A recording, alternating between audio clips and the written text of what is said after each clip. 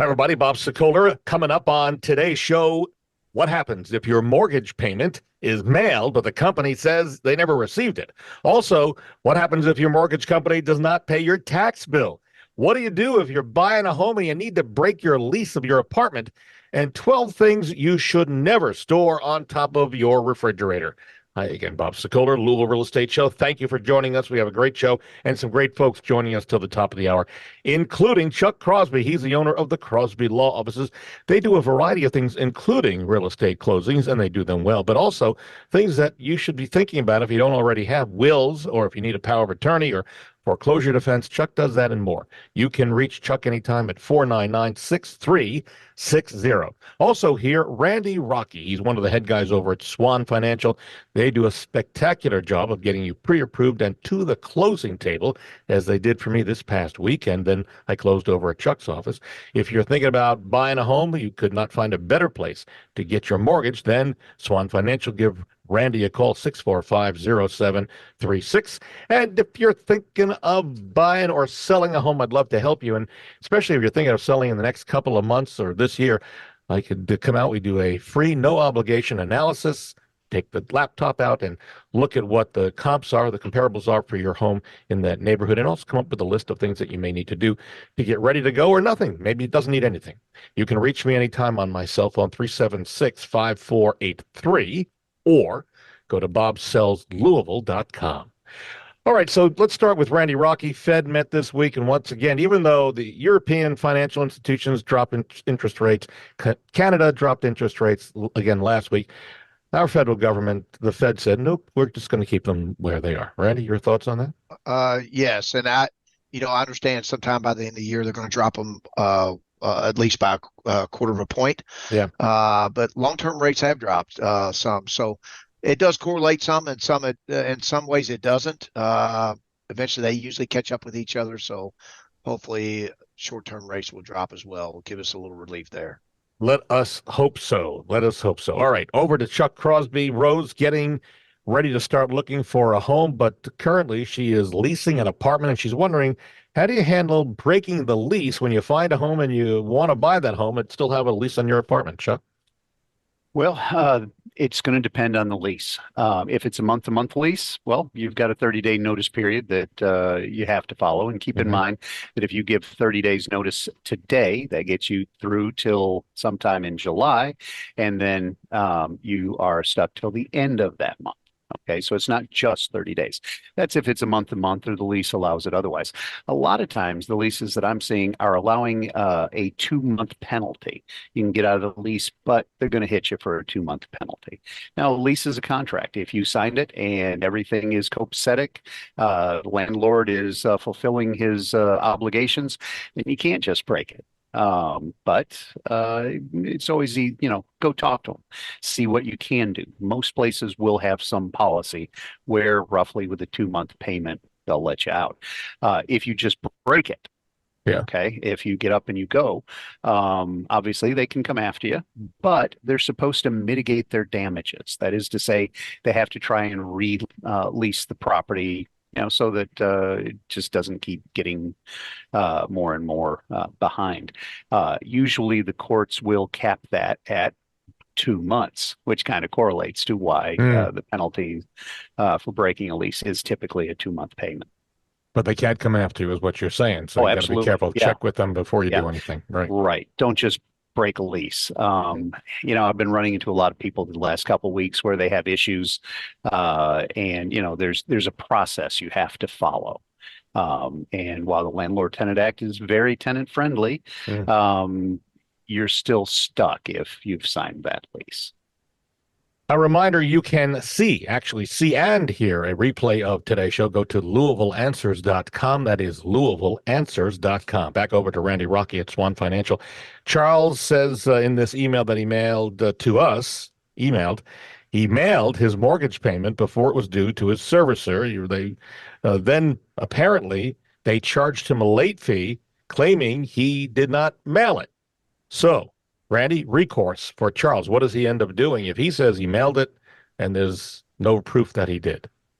Yeah. He's stuck, and that's one reason, I think you should set up something with your through electronically when you're doing an actual payment on your home. That's what I really recommend you do. So there's really no recourse on that. What you have to do is if you just are determined to mail a check, then you need to check your statement online and make sure that the payment was received. Because if it wasn't, not only is he late, if he gets a 30-day late on his mortgage as well, that really is detrimental to your credit report and your credit score.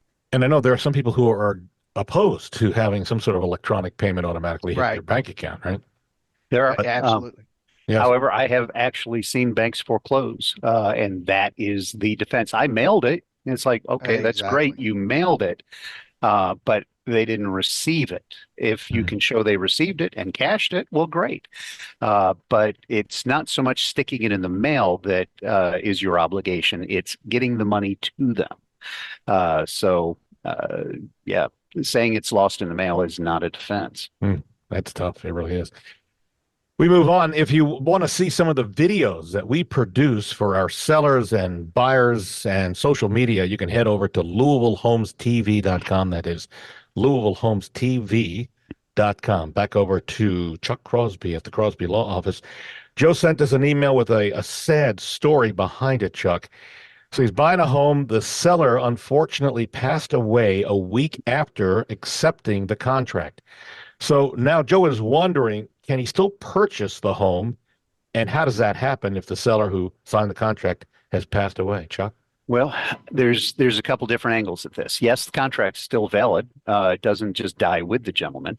It's going to be an obligation of the estate to take care of. But is there an estate that's being set up?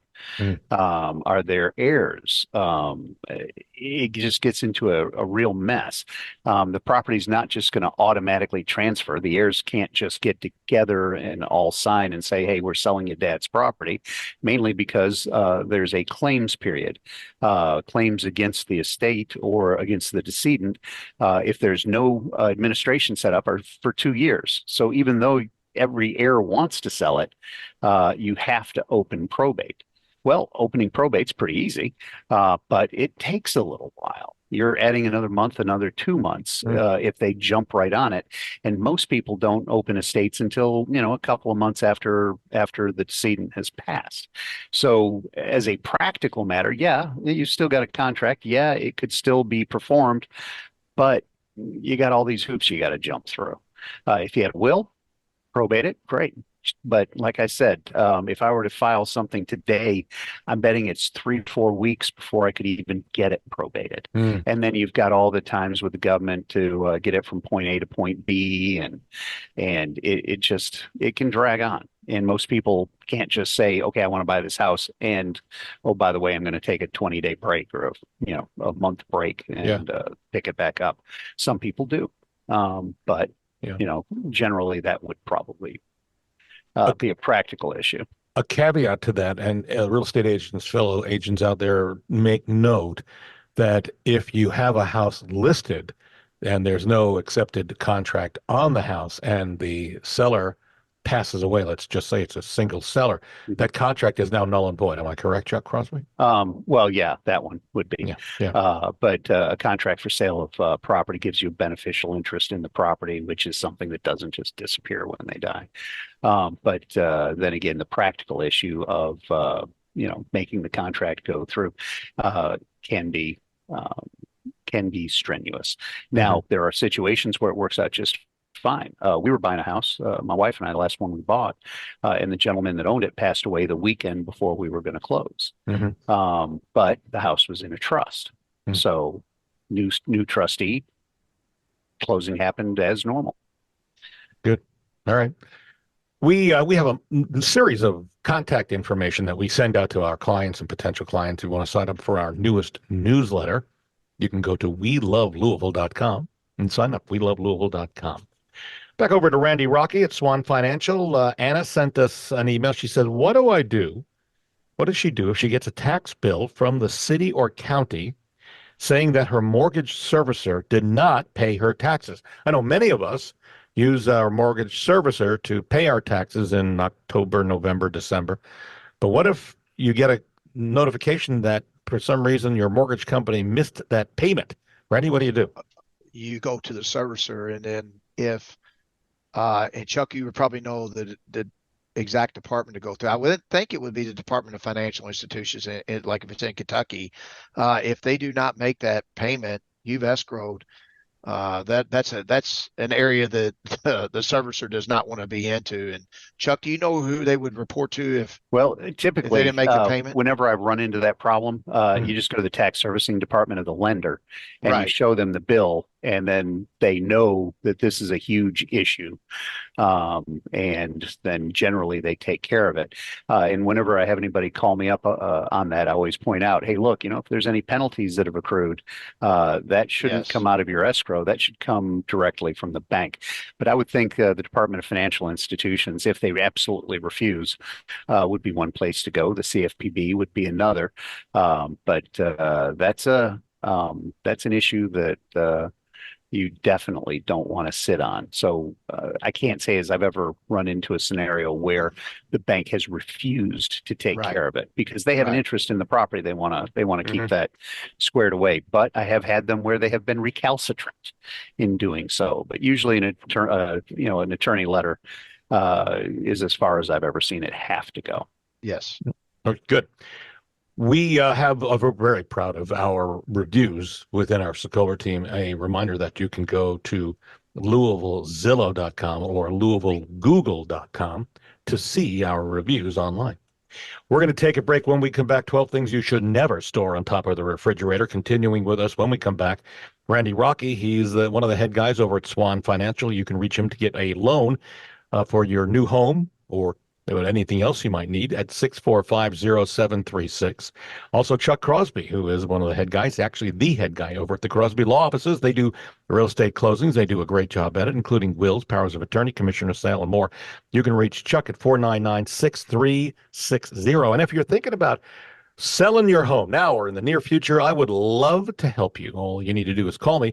Come out free, no obligation. Sit down. We'll talk about the process and figure out what needs to be done to get you on the market in your time period and sold for the money that you want. You can reach me at 376-5483 or go to bobsellslouisville.com. We're back in a moment on News Radio 840 WHAS. News Radio 840 WHAS, Bob Sokoler, the Louisville Real Estate Show. Thank you, Barbara Corcoran, our mentor. In case you don't know that Barbara is one of the sharks on Shark Tank. Does a lot of other things as well. She's a great lady. She knows her real estate. She endorses us, and we appreciate Barbara and Shark Tank. Continuing on today's show with us, Chuck Crosby, the Crosby Law Offices. They do a great job of closing your loan. You can have it closed, or he can do a will for you. Very important. Power of attorney, foreclosure defense, and a variety of other things.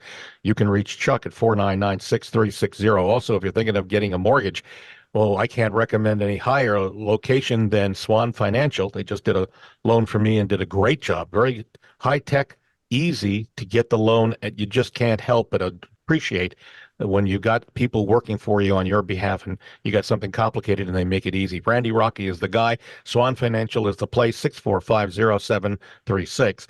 And if you are thinking of selling, I would love to help you. I'll come out for a free no obligation analysis. You can reach me anytime on my cell phone, 376-5483, or go to bobsellslouisville.com. And yes, I'm actually the guy that comes out and does that. Not one of my staff members, but me. I do that, and I love it. No house is too big, no house is too small. Well, we all have refrigerators, at least most of us do, and a lot of us store things on top of those refrigerators. Not so good. Chuck, Randy, you may want to take note of this. That dead space above the refrigerator is not the best place to store things, because it can hold maybe 40 pounds on top of it, but a lot of people store a lot more up there, like a toaster, microwave oven, and other things. So don't use it. You don't want to store boxes of cereal up there. Doesn't mean they should be, because those cereal boxes block the ventilation of the refrigerator than you really want.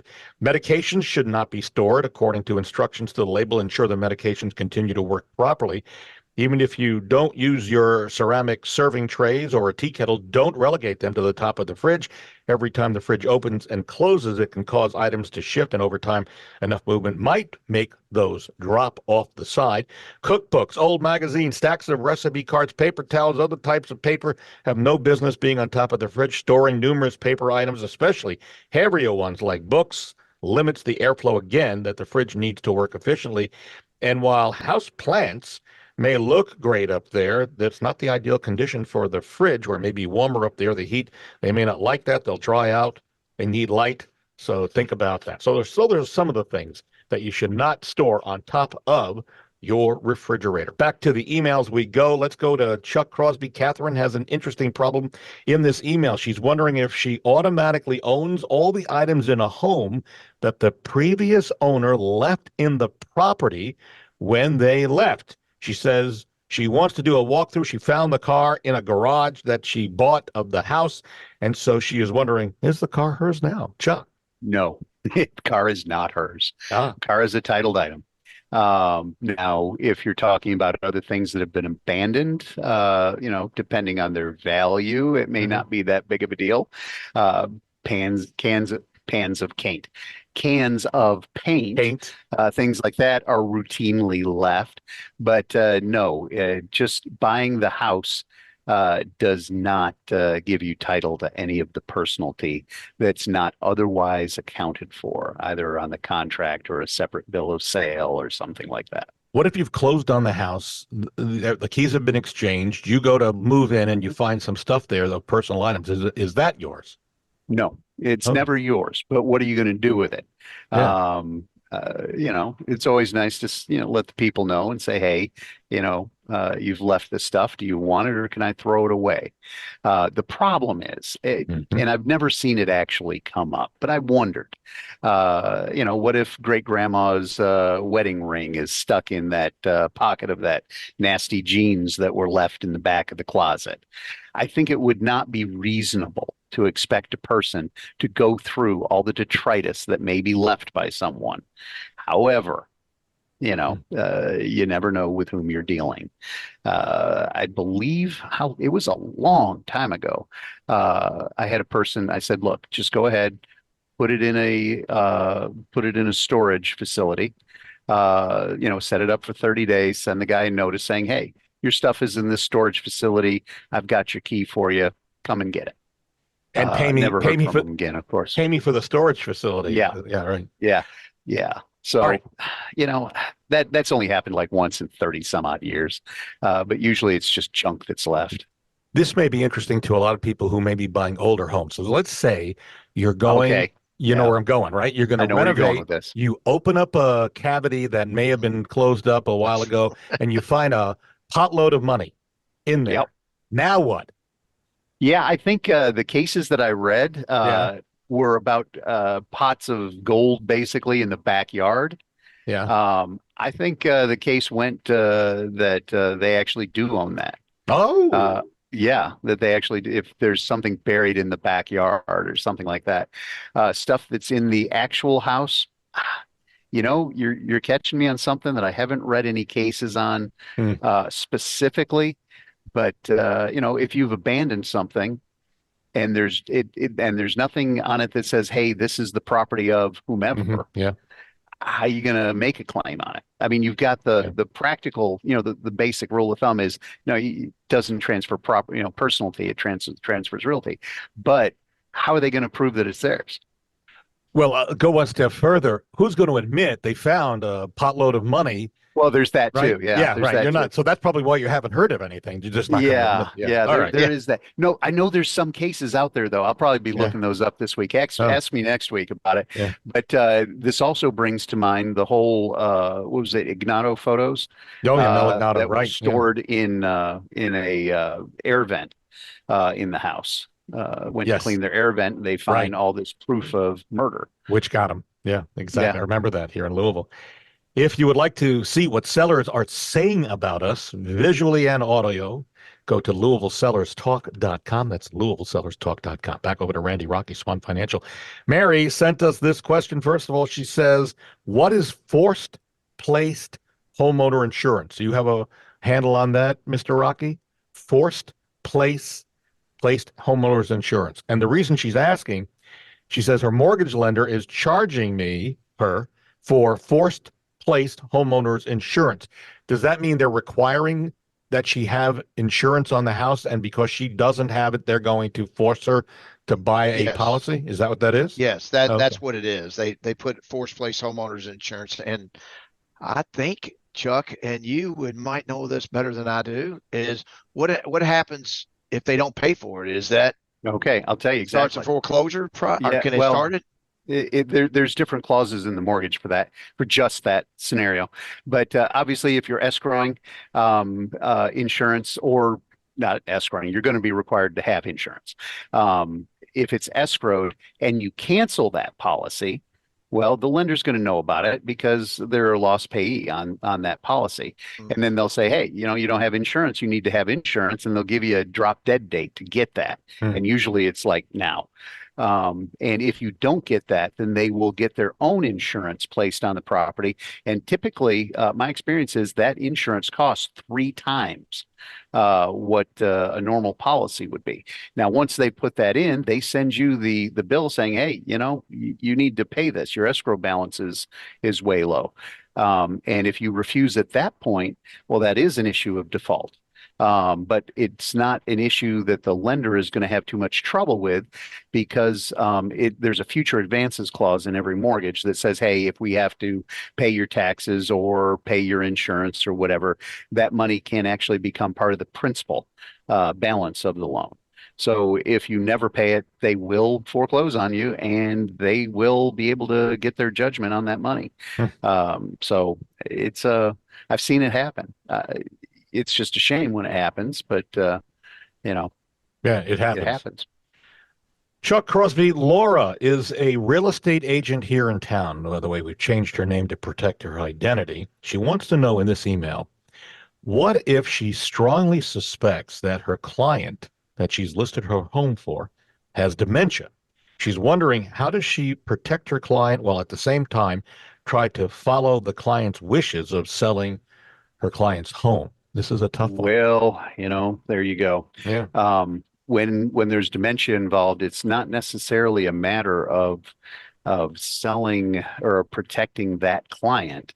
If you don't feel like they're competent, that's a call your broker immediately, who will get the attorneys involved and then go from there.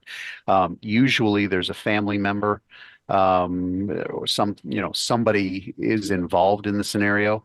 But yeah, that kind of tragedy can happen. But obviously you don't want to go up to them and say, oh, hey, I don't think you're competent. But you get with the family members and you say, is everything okay? Is she competent? Now, the law is she's considered competent until she's adjudicated otherwise. But then that's a presumption. But that presumption can be completely defeated if she is, in fact, diagnosed with dementia.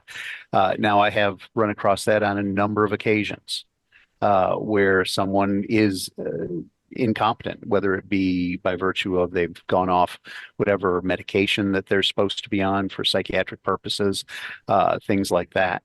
And you deal with family members. Generally, if she has dementia, there ought to be a power of attorney in place. I'm reminded of one time where it really got to be a thing. The lady was clearly incompetent. She was not able to sign, but daughter, who had her power of attorney, did not want mom to feel slighted in any way. So we had a couple closings. We let mom sign all the documents, and then afterwards we had daughter come in and sign them as power of attorney. Mom had not been adjudicated and all that, but it's something we keep an eye on. I have had realtors call me and say, hey, Chuck, I think my client has dementia. And then they make me the bad guy, and I have to call all the family members and say, hey, has mom had the diagnosis? And if so, who's power of attorney? And let's go that route. Which you bring up a really good point here, Chuck, that don't wait until if your parents are aging. Getting a power of attorney now while they're competent is most important, right? Yeah, there are ways around it. Okay, let's say that mom is incompetent and she does have a power of attorney. great. We're going to operate with that power of attorney. Want to make sure that power of attorney is a good power of attorney. Because if it's not going to allow them to sell real estate, then you have to go to the fallback position, which is you have to get them adjudicated incompetent, have a guardian appointed, and then since it's a guardianship, you have to get court permission to sell the property. Now, typically it takes 3 months to get someone to have a guardian appointed. And then from there on, probably an additional 3 months before you could sell property.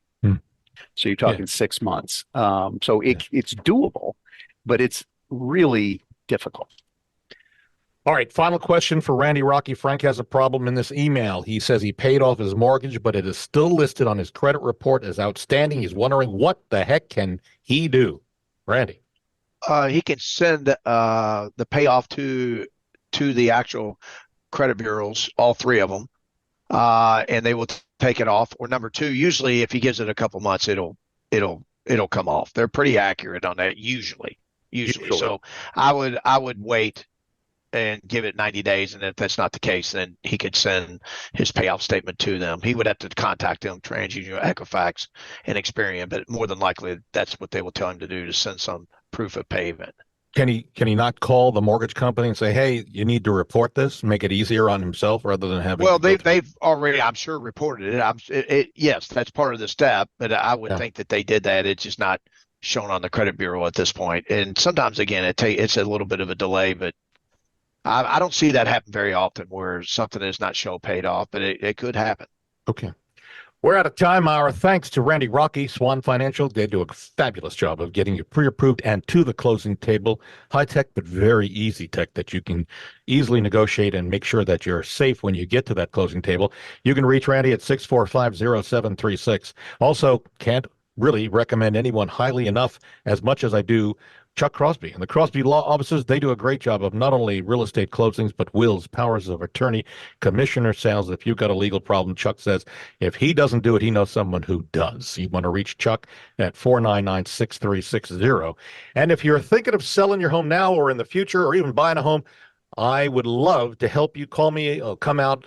It'll be me. We talk about the process. I'll answer all your questions. We'll look at what the prices are for homes in your area, come up with the comparables. It's free. It's no obligation. All you got to do is call me at 376-5483 or go to bobsellslouisville.com. Coming up on next week's show, 13 bad habits that are killing your appliances. That's on next week's show.